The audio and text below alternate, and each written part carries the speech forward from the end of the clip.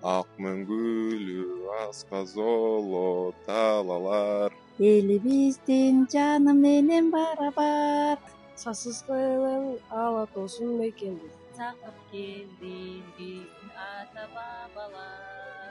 23 октябрда Жогорку Кеңештин спикери Нурланбек Шакиев мамлекеттик туунун аркасынан мамлекеттик гимнди дагы өзгөртүү керек экендигин айтты. Мен айткым келет. Биз бүгүнкү күндө биз тууну өзгөрттүк. Гимнди да өзгөртүшүбүз керек. Шакиевдин айтымында гимндин сөздөрү акыркы учурга ылайык келбейт жана аны ырдоо кыйын. Мындан улам ал 5 жаштан 95 жашка чейин оңой ырдала турган гимн керек экендигин айткан. Шакиевдин бул сунушу боюнча шаар тургундарынан сурамжылоо жүргүзүп көрдүк. Видеого лайк басып, жакындарыңызга бөлүшүңүз. Сиздин оюңузча өзгөртүү керекпи?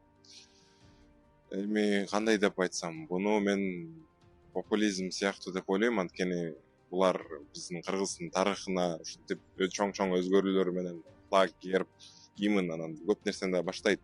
Ошо тарыхка кирем деп баштайт андан силердинчи. Бирок эми урматтуу ошо Шакиевтер тарыхка кире албайсыңар. Каршысыз демек.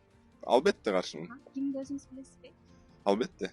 Текстин деле карап көрсөк, бул бизге тиешелүү аябай жакшы текстте жазылган. Анан современный современный элементтерди алыппы же бир рэп кылыппы же кандай современный деген сөздү билбейм. Менимче биринчиден бистактын адамы да, бистактын эле нерсе да. Желекти алмаштырган сөз келгенсе ушу кимге тийбей эле койсок болот? Менин оюмча гимнди жаттыбаш керек. Гимн деген бул кыргыздын эң негизги нерсеси болгондуктан аны түшүнүш керек. Анан экинчиден жаңы гимнди сунуш кылалы дегенде жаңы гимндин маани маңызын окуп көрүш керек. Ал ошол учурга кыргыз элинин туура келеби такташ керек да. Эки гимнди коюп алып, анализдеп, такта, иликтеп, жиликтеп, анан кабыл алыш керек. Мүмкүн болушунча өзгөртсө да бизге деле жакшы. Жаңы гимн менен, жаңы жашоо, жаңы неме менен. Жок, алмаштырган жок, кереги жок. Жок, кыйын деле эмес. Азыркы эме учурга туура эле го дейм да менин оюм. Өзгөртүлүшүнө демек Каршымын. Жок, мен үчүн кыйын эмес. Себеби азыр бешиктеги балдар бакчасында балдар да ырдайт да. Бир ушундай жакшынакай угулат. Андай деле кыйын деп айта албайт элем.